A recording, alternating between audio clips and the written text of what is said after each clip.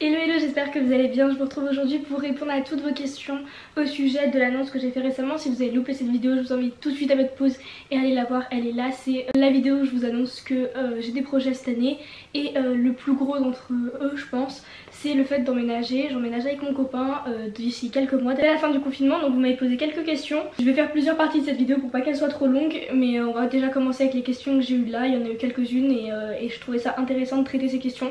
Vous êtes peut-être certains à être juste intrigués ou même certains à vouloir faire les démarches. Donc c'est parti, il y a un peu moins. Alors les questions qui m'ont été posées, c'est est-ce que tu travailles ou c'est seulement ton copain qui travaille? En gros d'où vient, enfin je pense que c'est lié aux finances pour l'appartement. Alors comme je vous le disais, mes parents vont financer une partie. Au niveau du travail, seul mon copain travaille. Moi je voulais travailler les week-ends, peut-être voir pour travailler les week-ends et durant cet été. Le truc c'est qu'avec tout ce qui s'est passé etc, j'ai pas fait les démarches de contacter parce que je voulais m'en occuper février-mars, et vu le tournant que ça a pris avec la pandémie etc, je sais pas comment les commerces vont gérer. On sait du coup que c'est déjà compliqué pour eux de gérer en ce moment financièrement leur entreprise. Est-ce qu'ils vont vouloir embaucher de nouvelles personnes? À la rentrée on est encore vachement dans le flou, donc pour le moment c'est seulement mon copain qui touche des sous et qui travaille, et moi pour le moment c'est pas le cas et ce sera peut-être pas cette année. Dès que je pourrai, dès que la situation sera peut-être un petit peu plus propice à ça, je ferai les démarches, mais pour le moment j'ai décidé de pas le faire là jusqu'à au moins la fin du confinement. Alors ensuite une question qui m'a été posée vis-à-vis de mon école, c'est le fait que effectivement j'ai pas encore mes résultats Parcoursup, on est début mai donc j'ai pas encore les résultats de mon admission, dans quelle école je vais aller, et du coup certains m'ont dit tu emménages sans même savoir dans quelle école tu es prise, ça veut dire que tu restes à Lyon ou pas, que se passe-t-il si tu es prise loin de Lyon? Alors j'ai pas prévu de reprendre un appart, donc là voilà, j'ai mis certains vœux qui sont pas à Lyon, mais la plupart quand même sont à Lyon, ceux qui m'intéressent le plus sont à Lyon, donc dans l'ordre hiérarchique dans l'ordre décroissant de ceux qui me plaisent le plus à ceux qui me plaisent le moins. La plupart sont déjà à Lyon et normalement c'est bon, j'ai mis toutes les choses de mon côté, donc ok, j'ai un peu tiré des plans sur la comète là-dessus, j'avoue que c'était assez risqué, mais si je croise les doigts et avec tous les renseignements que j'ai pris, normalement ça devrait être bon. Il n'y a pas de raison. Au pire de tout, de toute façon les résultats je vais les avoir au même moment où je vais emménager, donc au pire de tout écoutez, je déménagerai, je ferai quelque chose d'autre, mais c'est pas du tout dans les plans pour le moment du tout. On va juste continuer à espérer que ça se passe comme prévu, c'est à dire que j'ai des écoles pour lesquelles j'ai postulé, ou au moins une partie d'entre elles, si ce n'est pas toutes, donc voilà. Ensuite sur combien d'années se fait ton école, donc ça c'est pas vraiment lié à l'emménagement mais juste à mon parcours et voilà ce qui s'annonce cette année. Moi mon école elle se fait en 5 ans normalement, donc je veux faire un bac plus 5. Il y a des bachelors qui sont possibles quand vous faites des programmes BBA en fait, donc c'est à dire entrer dans une école sans passer par une prépa. Mais moi je voulais pas faire 3 ans, je voulais faire 5 ans. Ensuite ça c'est une question qui est hyper intéressante je trouve, c'est est-ce que les propriétaires ont été réticents à cause de ton âge? Ça je trouve c'est une question hyper intéressante dans la mesure où effectivement j'ai fait les visites quand j'avais 17 ans et ça peut sembler un petit peu effrayant pour ceux qui font faire les visites. Donc comme je vous l'avais dit on n'en a pas fait tant que ça, on en a fait 7-8 je crois, enfin même moins, 5-6 je dirais de visites. Et pour la plupart je dirais que non, parce que ça peut les rassurer aussi de savoir que vu que je suis tellement jeune en soi, que du coup c'est mes parents qui prennent ça en charge, et ils se disent peut-être, c'est ce que j'en ai conclu, que mes parents ne me feraient pas prendre un appartement s'ils n'avaient pas les moyens de me mettre dans un appartement. Donc du coup ça doit les rassurer de ce côté là, plutôt que si c'est un couple ou quelqu'un qui est jeune mais qui se gère seul. C'est ok, je suis complètement d'accord, ça peut être ça peut être, je dirais, tirer des conclusions hâtives et des idées reçues, mais je pense que forcément quand on met quelqu'un dans son appartement on a vraiment envie que ça se passe bien. Donc la plupart d'entre eux ça allait, certains un petit peu je pense, après quand j'expliquais etc souvent ça allait bien.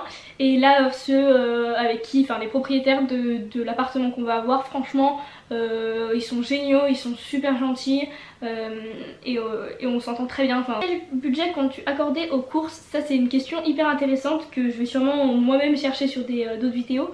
Je vous avouerai que pour le moment j'en ai aucune idée, je me rends pas du tout compte, j'ai jamais vraiment fait les courses pendant plus de 1 ou 2 semaines, et je sais pas du tout comment ça va se gérer, parce que même quand je fais des courses par exemple pour chez moi, pour manger, j'ai pas à gérer tout l'aspect ménager, papier, toilette. sopalin, tout ça, enfin c'est pas pareil. Donc je pense que je vous en parlerai ça et je ferai des haul courses ou enfin des vlogs au moins où je vous montre. Je vous dirai à peu près pour combien j'en ai eu parce que moi ça m'intéresse aussi et j'ai envie. Vous avez été tellement à me dire que vous êtes dans la même situation ou à vouloir déménager ou à le faire et ça me fait trop plaisir.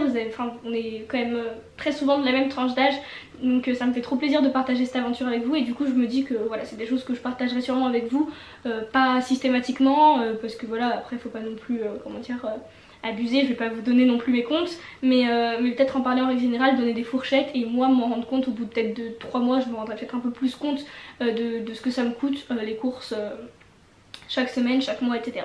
Donc ça je vous en reparlerai, mais c'est vrai que pour le moment même moi j'ai du mal à me rendre compte de ce qui est judicieux. Après c'est vrai que le fait d'avoir des grandes sœurs qui ont déjà emménagé seules depuis un petit moment maintenant, je peux en parler avec elles peuvent me conseiller et on va pas, de toute façon avec mon copain on va pas dépenser des milliers et des cents, on va acheter le nécessaire. Le seul truc c'est que moi j'ai quand même tendance à vouloir acheter bio souvent ou local, enfin voire les deux si possible, donc ça coûte un peu plus cher mais on achètera sûrement peut-être moins et voilà, donc on verra et je vous en reparlerai, mais c'est vrai qu'il y a tellement de facteurs et de choses qui entrent en ligne de compte en fonction de si vous achetez justement des trucs pas chers, discount, enfin des trucs souvent un peu moins bons pour la santé, etc. Bah forcément ça va vous coûter moins cher que si vous dépensez des sous dans des trucs locaux, tout ça, et c'est normal. Donc tout ça j'en reparlerai avec vous, on va faire un peu comme on peut et on avisera et je vous en reparlerai. Ensuite l'appartement fait combien de mètres carrés? Alors nous on en a visité à partir de 35 mètres carrés et on est allé jusqu'à 90 mètres carrés pour vous dire. Le 90 mètres carrés clairement, même je crois qu'il faisait 100 mètres carrés, c'était pour visiter mais on n'était vraiment pas dans le but d'emménager parce que ça fait vraiment grand. Le nôtre il fait autour de 50 mètres carrés, donc on est vraiment très contents, c'est je trouve la bonne superficie.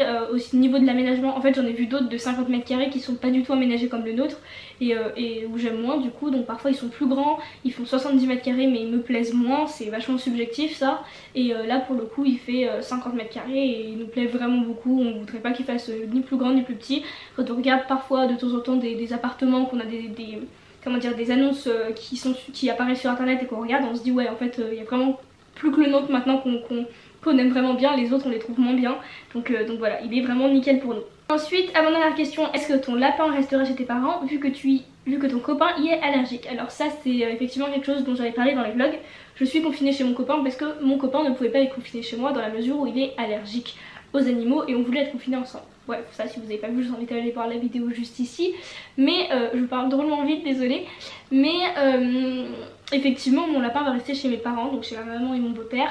Ils sont pas mécontents de le garder, ils l'aiment beaucoup, mais c'est vrai que moi ça m'a beaucoup embêtée. Déjà parce que d'un point de vue moral c'est hyper compliqué, c'est le premier animal comme ça, vraiment je pense où il y a une petite part d'éducation, où il y a vraiment un contact. Et enfin moi c'est mon lapin, c'est mon animal de compagnie vraiment à moi, je m'en suis toujours occupée, j'ai toujours géré tout ça et ça me fait très bizarre rien que là d'être confinée, de pas le voir depuis des semaines. Mais en plus de ça, là de me dire que j'ai un peu l'impression de l'abandonner, bon sans l'abandonner parce que mes parents qui le connaissent très bien vont le garder, mais moi ça me fait vraiment très bizarre et ça me fait de la peine, ça m'a fait beaucoup de peine.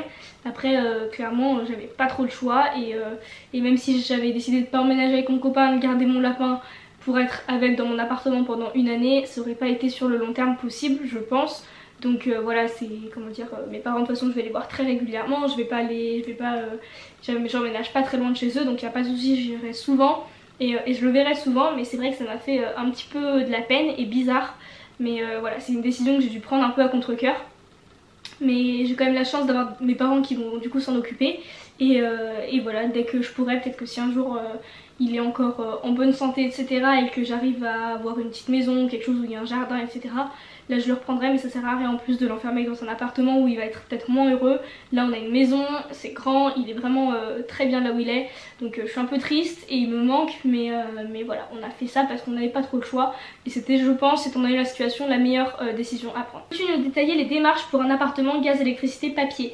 Alors ça j'ai trouvé que c'était une question hyper intéressante. Je vous en referai, je pense, enfin je vais vous en parler au fur et à mesure des vlogs. Vous avez été beaucoup à me demander si je vais faire des vlogs quand j'emménagerai, tout ça, à me reposer des questions, mais bien sûr que je vais vous en faire la masse. J'ai trop hâte de partager ça avec vous. Et au niveau des papiers, bah pour le moment on n'a pas encore signé le bail, on a signé les papiers qui affirment le fait que ce seront nous les locataires une fois que le confinement sera levé.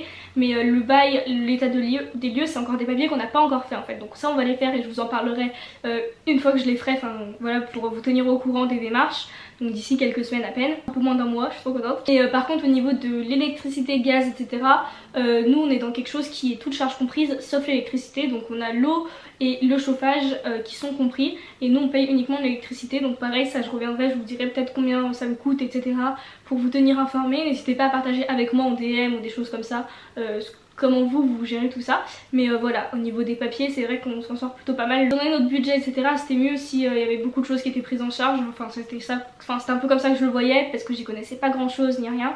Donc du coup on est vraiment content que ce soit comme ça et on verra bien ce que ça va donner. J'ai parlé avec mes soeurs, mes parents, etc. et on s'est dit que c'était plutôt une bonne chose. Donc au final vraiment tout tombe à pic et tout est vraiment réuni. Bon les amis, faut que je vous laisse. J'ai babysitting pour pas vous mentir, c'est pour ça que j'ai parlé un petit peu vite, j'étais pressée, je voulais vraiment vous filmer une vidéo parce que voilà, aujourd'hui, le jour où je filme cette vidéo, c'est le jour où je vous ai annoncé que j'emménage et j'ai eu déjà beaucoup de questions, donc j'ai fait une première vague, une première partie de réponses aux questions, j'en ferai une autre.